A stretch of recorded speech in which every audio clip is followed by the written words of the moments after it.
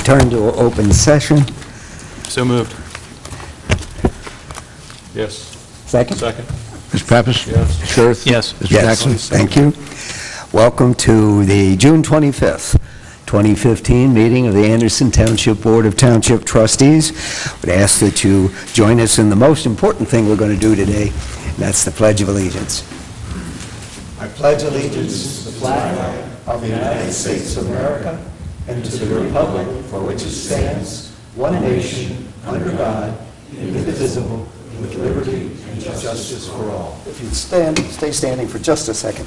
I'd like to just take a moment of silence to honor Officer Sonny Kim. He wasn't from Anderson, but tragic situation, so if we could.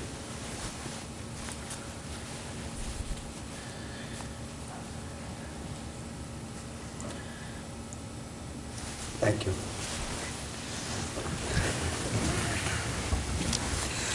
Okay. Motion to adopt the agenda with modifications. Second. Mr. Pappas? Yes. Mr. Girth? Yes. Mr. Jackson? Yes, thank you. Well, we're starting right out with the public forum. As you know, for every meeting, we set aside time for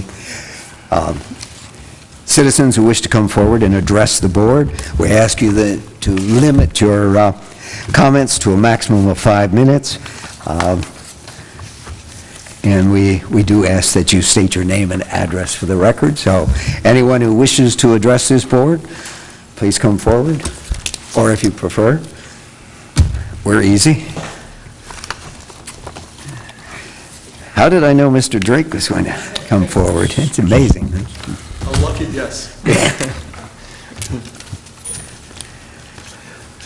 Thank you, Mr. Jackson and fellow trustees. Bob Drake. My name Address. is Bob Drake. Okay. My address is 1104 Bernie Lane, Cincinnati, 45230. And you. I am an Anderson Township resident. First, I wanted to say thank you to the trustees once again.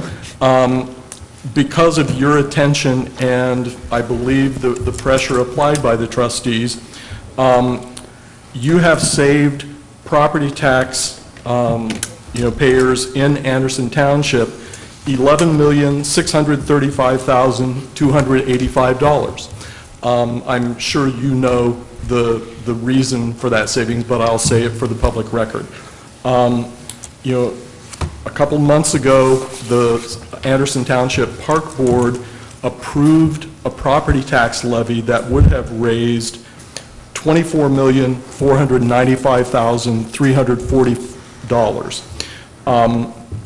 because of pressure and I believe comments made by the trustees and direction to the park board.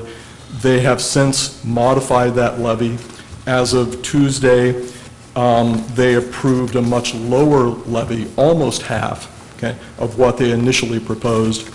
And now that property tax proposal that will be on November's ballot, is only $12,860,055, and that results in the savings I mentioned earlier. We appreciate it, and I think that you've been very diligent in your responsibilities. There is still more that you can do, and I'm hoping that you can perhaps address my question before the evening is over. If not, I certainly understand, and we can address it later. The current park board has $20 million in plans to develop Johnson Hills Park.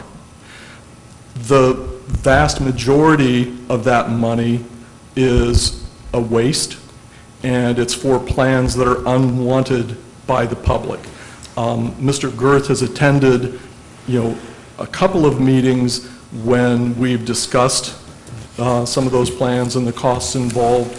I believe he can, verify that the park board's own data suggests that the public is opposed to the majority of those plans. I cannot verify that. Okay. The report was submitted to the park board. in February.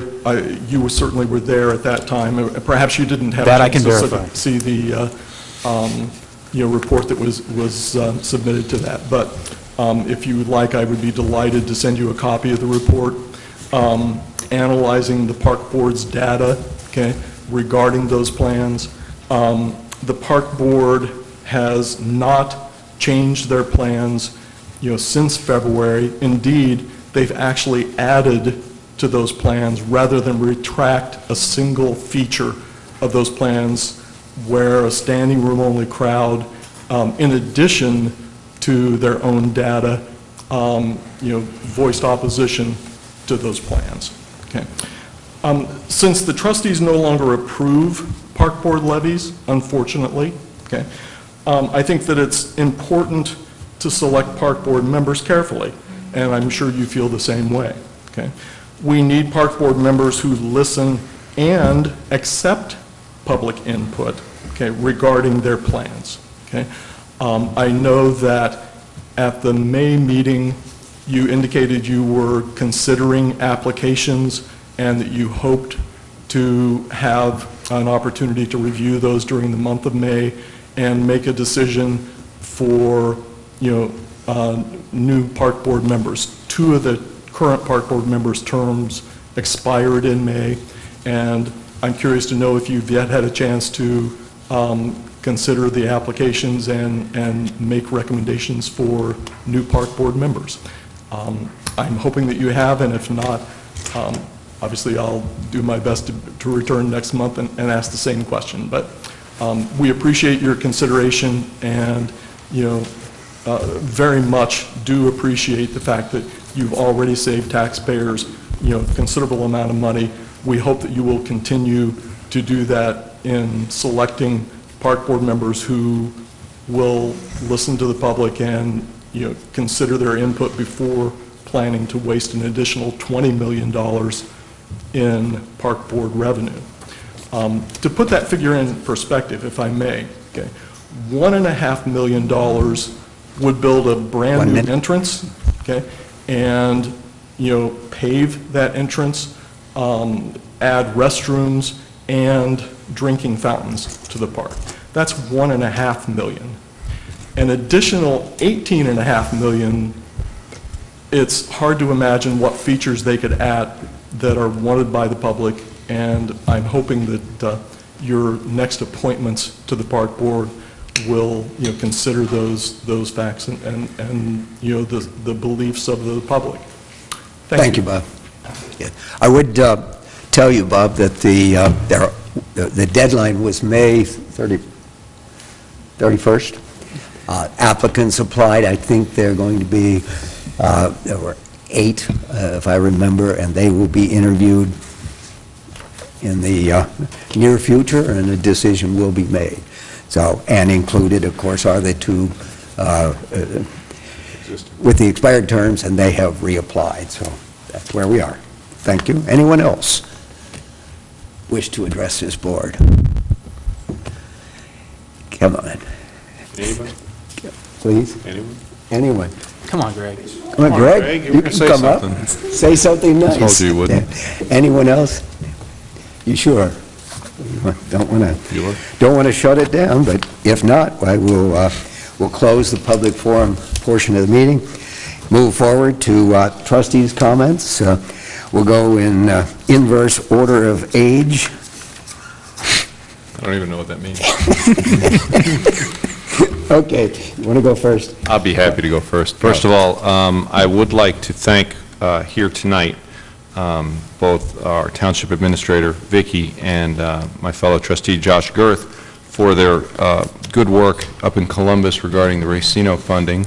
I don't know if you are aware, but it is officially has passed the House and has moved on to the Senate, the funding, not as it was originally proposed to us, but a somewhat improved version.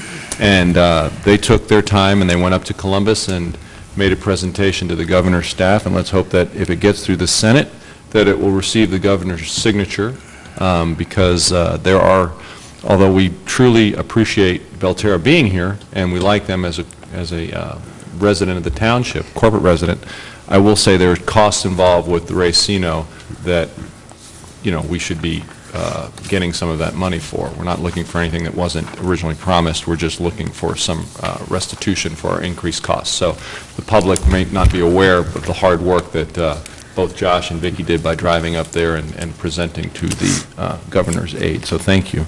Another thing was I read about Bob mentioned the Parks Board levy that was approved last night, or has not been filed yet, but it looks like it might be. And then I read in the paper, I'm just a little bit concerned, I read in the paper about a Hamilton County Parks levy will be on the ballot as well, supposedly. So we have now 2 levies on the ballot. I don't know what other levies might appear on the ballot, and although Bob was happy that it was small, I'm concerned that levy fatigue might set in on our residents, and I'm not a big fan of having a bunch of levies out there. So I'm expressing some concern that I see a plethora of it's levy season, it seems like.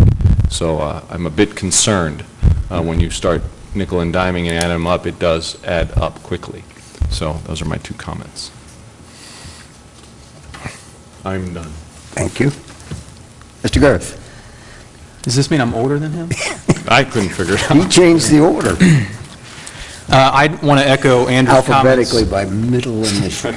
about the Racino funding. And I was going to thank Vicki Earhart especially for all the work she's put into this, because not only did we drive up to Columbus one day, she's been up there several times. This is a very, very important issue that a lot of people don't know about, but we're talking $500,000 that was promised to the township, all the host Racino townships, of which there are 6, on a continual basis. A year, yeah. And that was to cover costs, increased costs that we experienced by having these, and obviously a lot more people and a lot more excitement and a lot more energy down in that area. Our costs, our runs have gone up 500, almost 600%. Sheriff's responses are up 583%, and fire's about 123. Okay, so, I mean, those are big numbers, and so we were counting on this money because it was promised to us by the agreement that was struck between the governor and the Racino companies. What looks to be a compromise, although, it's not ideally what we want, but, what looks to be happening at the state level is that we will get, correct me if I'm wrong, $1 million. yeah, $1 million, a one-time payment, which I guess is good because it's better than nothing, but it's certainly not what we were promised originally, and it will be a concern going forward as, our revenues in the township are definitely a concern to this board and how we're going to cover essential costs. So, but Vicki, thank you very much. No one knows about these things. The general public doesn't know what you guys do behind the scenes for this stuff, and it is absolutely our job sitting up here to tell the people what is going on. So thank you very much. That it? Just to follow up on what both of you said on that very topic, Josh is absolutely right.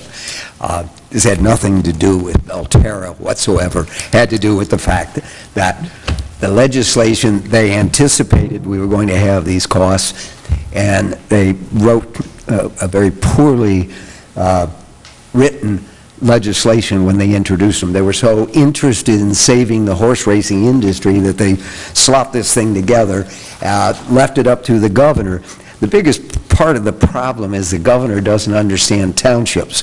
We do not have, as a township, the authority to enact a payroll tax. All but one of the other entities have a payroll tax. What's that mean? That means if you got 800 employees, they're all paying money and you're generating revenue. We don't get any of that. So our only source of revenue from this wonderful place are the property taxes. So, and that takes a long time to accumulate and grow into something really, really valuable. So the governor just said, well, we're not going to pay it out of our, what he refers to as our funds. He forgets who sends him the money, and that's what put us in this box. We didn't get a whole lot of help from our state senator, our state legislator, Mr. Brinkman. We did, but in spite of it, thank you. Nice work, and at least it's a step in the right direction. It really isn't what we should get. It should be an ongoing program, be done with it, but we'll be fighting it again in 2 years. So, anyway, on the other issue of the proliferation of taxes, that must mean we as a board must be doing a terrible job, because we've only had one tax levy on in 15 years, so I guess we just don't know what the heck we're doing. What do you think? Anyway, once again, I think you're right. People do finally get taxed out, and then when you really need something, for example, as we work through and the possible future need of a safety levy, everybody said, we don't want any more taxes. Well, put them all on a priority list, which one's should be at the top? So, anyway, food for thought, thank you. Mr. Dietz. Thank you. As we talked about the financial reports last month, revenues are kind of fluctuating in our favor right now because we are in the second half of the real estate tax collections, so our revenues are looking pretty good, but as you know, by the end of the year, we won't be getting any more real estate taxes after probably August. So they're looking good, but I think the projections are pretty much in line, so we should be okay on the revenues. The expenditures are holding under budget, and that's what we're always looking at. So, and we have no appropriation changes for tonight. There is a resolution in your packet we want to set the public hearing for the 2016 preliminary tax budget. We usually we file a summary tax budget, which we call preliminary, and that will be done at the July 9th meeting, our next meeting. So that will be at 6 o'clock, and we need a motion to set that meeting. The reason for, by the way, having to move the meeting 1 week early is because there's a filing deadline, and we have to go through the public hearing process before we file. So our next meeting will be the second Thursday, is that correct?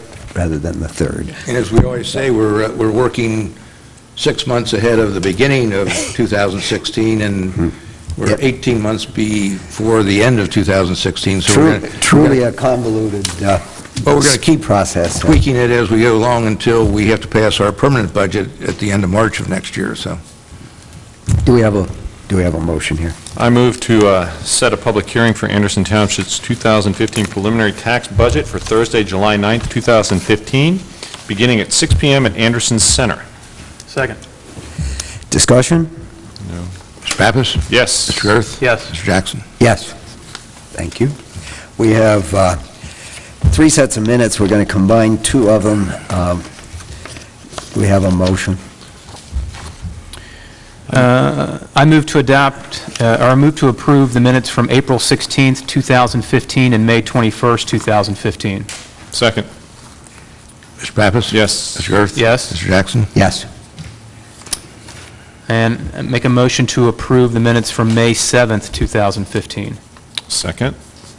Mr. Pappas? Yes. Mr. Girth? Yes. Mr. Jackson? And not being there, I have to abstain. Thank you. And finally, a motion to approve the May 21st, 2015 minutes. Second.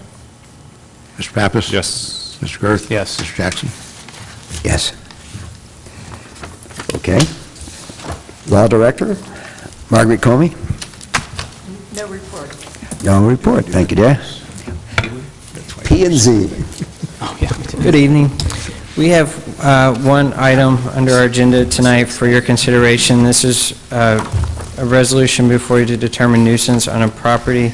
It's located at 6197 Turpin Hills Drive, and it's owned by Roger and Diana Hersberg, and the reason is for the maintenance of the tall grass on the property.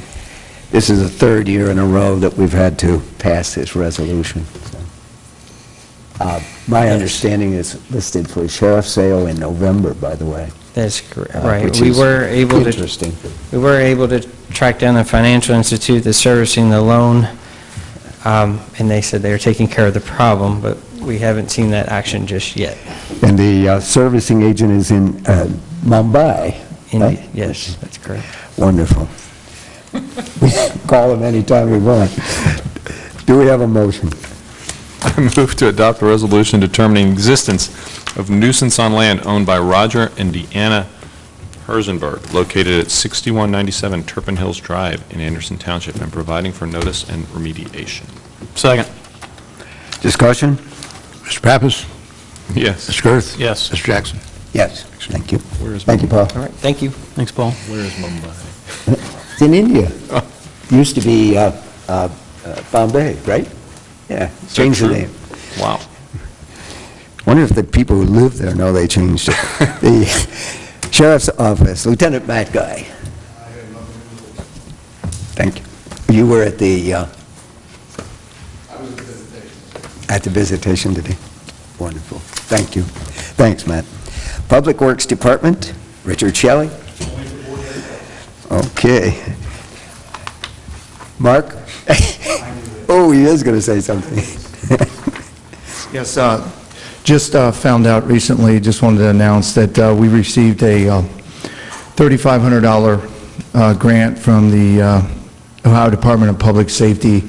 Our division of EMS has applied for it, and it helps pay for some of the mandatory continuing education training we need as medics, so it'll be used for that kind of training and some equipment. So just wanted to pass it on. We just found out 2 days ago that we received it. So I thank the EMS division under the leadership of BC Buop, and we'll put it to good use. Excellent. Thank you. You're Good welcome. work. Thank you, Mark. Township Administrator Vicki Earhart. Good evening. There's one item for the board's consideration this evening. We have, this will be our third year if the board approves it, an agreement for supplemental policing protection services through the Hamilton County Sheriff's Office. This agreement provides for a regional enforcement narcotics unit officer, and in the past year, the board paid roughly $100,000. We pay for the salary and benefits of the officer, and in exchange, we receive significant policing services with the interdiction of drugs and some other undercover work that the Renew officers provide. The township also benefits from a receipt of forfeiture dollars. We receive a percentage of the forfeiture dollars. During the last year of this agreement, as I mentioned, the township paid roughly $100,000. We received roughly $75,000 of that in return in forfeiture dollars. I know that that is not the primary goal of this board. This board has stated over and over again that it wishes to address the drug problem in the community throughout the region. That's why it supported the Sheriff's Office holding a heroin summit here at Anderson Center recently. And so I know that's not the primary driving force for the board's authorization of a Renew officer. But our current contract expires the end of this month. So there is a resolution before you if you would like to renew the Renew agreement. I knew you were going to say that. I told you I have that stutter. The amount for this year would be $109,430. Since January 1st, the township has collected roughly $33,000 in forfeiture dollars. This contract would run from July 1st of 2015 through the end of June of 2016. I think there's clear evidence that we're making some headway. Not nearly as much as we want, but there are signs that it's heading in the right direction. Yes. Do we have a motion here? I move to authorize execution of amendment to agreement for supplemental police protection services. Second. Any discussion? Some of the best money we've spent. Some of the best. Yeah, Absolutely. Josh is right. So this is really important stuff, and anything we can do to help Renew fights the drug war is really important. Mr. Pappas? Yes. Ms. Girth? Yes. Mr. Jackson? Yes. Lastly, the board, we did not complete all of the items we had for executive session discussion. So if I may, I would propose the following motion for the board's consideration: to retire to executive session to consider the compensation and appointment of a public employee or official as permitted by Ohio Revised Code, Section 121.22G1, to consider the sale of property and the purchase of property for public purposes as permitted by Ohio Revised Code, Section 121.22G2, and to consider confidential information related to the personal financial statements of an applicant for economic development assistance as permitted by Ohio Revised Code, Section 121.22G28. Before we act on that motion, I just wanted to remind everyone that our next regular meeting is July 9th, 6 o'clock. We will be addressing the preliminary budget. We really try hard to be transparent regarding our budgets, but we can't make you read them. So, if you'd like to take the time, it's all there, and there's a lot of detail, but you're welcome to do it. With that, if you have any questions, call 688-8400, and in case you don't come back, why, thank you all for coming now. Do we have a motion? Vicky's motion. So moved. So moved. Mr. Pappas? Yes. Mr. Earth? Yes. Mr. Jackson? Yes. Thank you. Thank you. Thanks, everyone.